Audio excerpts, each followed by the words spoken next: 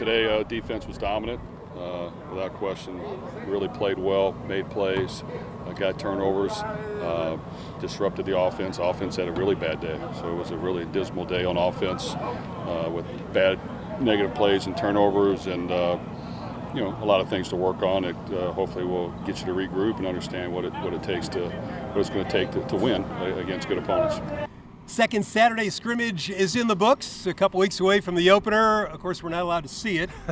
We are allowed to get reaction from Coach Jeff Brohm. And Rick, you were here for that, not only this one, but last Saturday as well. And both times, not real thrilled with the offense. Yeah, just trying to read Jeff Brohm's facial expressions and body language. I thought he was a little bit more perturbed a week ago by the absence of playmakers really emerging on both sides of the ball. On this Saturday, his disappointment seemed to be just with the offense. He was glowing in his praise of the defense, and when I asked him, was it defensive line, was it the secondary, he said no, across the board. He really liked the way his defense performed.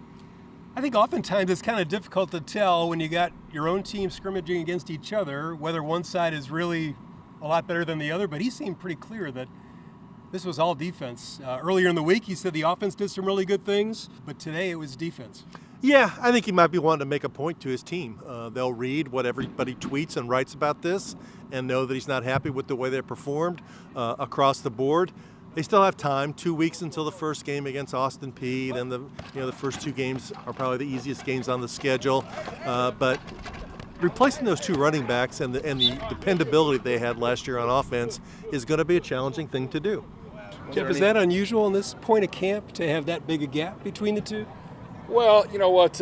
We probably had two outstanding days on offense this week where we were really sharp. The last scrimmage on Wednesday we were as good on offense as I've seen. Then today we were as bad as we've been. So, like I said, we got to coach better and make sure we figure out, hey, these are the things that we got to really hang our hat on and not get too aggressive and not take too many risks, but at the same time, you got to create big plays. And it was dysfunctional today. Tyler Shuck clearly appears to be still the number one guy, but Brohm alluded to the fact that maybe some of the aggressive things that he does didn't work out so well Saturday.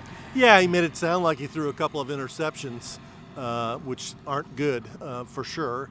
And I think that when you have a more experienced guy, he's in his seventh year, that's one thing you hope to avoid. You like to have a guy who can be a playmaker, but if he makes bad plays, that negates from it. Brohm talked about kind of getting maybe a step back and getting the guys healthy, getting them ready to go as we get closer to an opener. You mentioned it's Austin Peay here in a couple of weeks, then it's Jacksonville State, then a week off before they start ACC play against Georgia Tech. Yeah, it's an interesting schedule, much different from last year. Last year they started out on the road in the Mercedes-Benz Dome against Georgia Tech, and we were at that game, and they were behind at halftime, and we thought it was a 2-10 season. So let's remember not to make too many conclusions early on a Saturday scrimmage in August. That is probably good advice. He's Rick Bozich. I'm Tom Lane. We're with the Cardinals here at L&N Stadium for WDRB Sports.